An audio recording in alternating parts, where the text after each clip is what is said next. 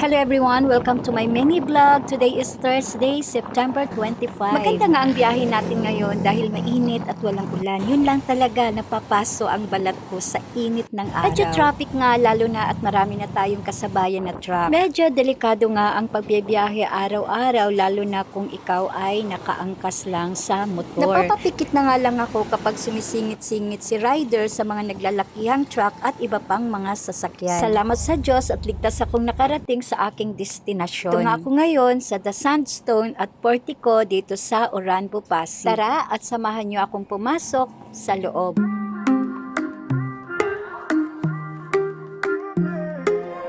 Nag-rest na muna ako for a while dahil nakakahiya dahil pinagpapawisan pa ako. Birds singing melodies, a rhythm hard to beat. The trees sway gently, leaves dance in the air.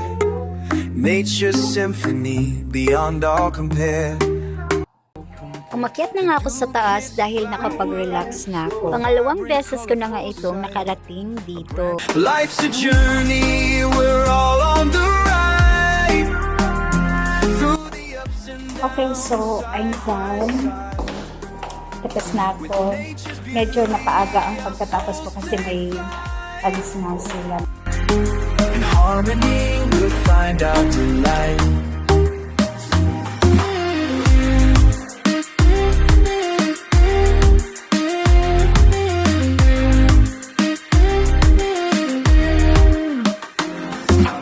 Rivers flow onward, a ceaseless steady stream, reflecting skies above, a tranquil waking dream. And so, this is my story for today and thank you so much sa pagsama sa akin. Ngayon ay waiting naman ako sa binukong angkas.